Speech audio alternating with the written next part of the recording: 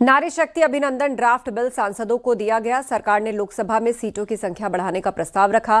प्रस्ताव के मुताबिक कुल सीटें बढ़ाकर 850 की जाएंगी। इनमें से 815 सीटें राज्यों के लिए होंगी, 35 सीटें केंद्र शासित प्रदेशों यानी यूनियन टेरिटरीज के लिए तय की जाएंगी। तो लोकसभा में सीटें बढ़ाने का प्रस्ताव, नारी शक्ति वंदन अधिनियम से जुड़ी ये बड़ी खबर है। ड्राफ्ट बिल सांसदों को दिया गया है। लोकसभा की कुल सीटें बढ़कर 850 होंगी। अभी लोकसभा में कुल 543 सीट है। नारी शक्ति वंदन अधिनियम से जुड़ी यह महत्वपूर्ण खबर है।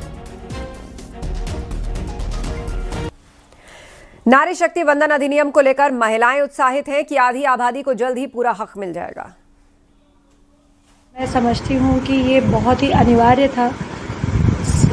दशकों से इस बिल को जो है विपक्षियों ने लटका करके रखा था और आज हर नारी के लिए ये एक बहुत महत्वपूर्ण मैं समझती हूँ। और भारत की हर एक नारी, हर एक बेटी बहू आज जिस दम पर जो है पॉलिटिक्स में आगे आ सकती है, उसको किसी की सिर्फ जो है पत्नी होने का या सिर्फ किसी के बहू होने के लिए नहीं, वो अपने दम पर चुनाव लड़ सकती है, अपने दम पर जो है पार्लियामेंट जा सकती है और अपने दम पर विधानसभा में भी इलेक्ट होकर के आ सकती है। 2023 में उस पार्लियामेंट की सदस्य थी, जब मुझे भी वहां रह करके नारी शक्ति वंदन अधिनियम में बटन दबाने का अवसर प्राप्त हुआ था। ये बहुत परम सौभाग्य का, जिसके बरसों से मांग चल रही थी, उसको 16, 17, 18 में संवैधानिक दर्जा मिलने जा रहा है। ये हमारे लिए, महिलाओं के लिए बहुत गर्व का विषय है।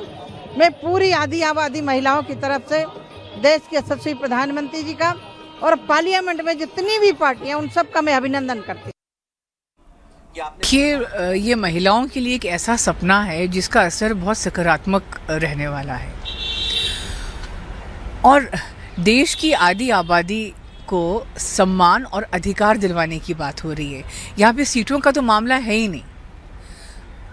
और दूसरा मैं कहूँगी कि माननीय प्रधानमंत्री मोदी जी के नेतृत्व में जो है महिलाओं को वास्तव में भागीदारी और नीति निर्माण का हिस्सा बनाया जा रहा है। इससे पहले तो केवल बातें होती थी इस विषय पर, लेकिन धरातल पर इसे उतारना की बात या फिर लागू करने की बात तो अब हो रही है। संसद के विशेष सत्र में महिला आरक्षण विधेयक पेश किया जाएगा। इसका कई दशकों से इंतजार था। लोकसभा की पूर्व स्पीकर मीरा कुमार ने इस ऐतिहासिक फैसले को लेकर क्या कहा, वो आपको दिखाते हैं। ऊपर से भी ऊपर तय हुआ था और ये लड़ाई 30 साल से चल रही है। पहले जो गीता मुखर्जी कमेटी बनी थी, मैं उस समय उसके सदस्य थी। पिछले 30 वर्षों से हम लोग संघर्ष कर रहे हैं। ये जब आ जाएगा तो हमें लगेगा हमारा संघर्ष पूरा हुआ। संसद के विशेष सत्र में महिला आरक्षण विधेयक पेश किया जाएगा। इसका कई दशकों से इंतजार था। बिहार की लोक गायिका और विधायक मैथिली ठाकुर ने क्या कहा, वो आपको दिखाते हैं।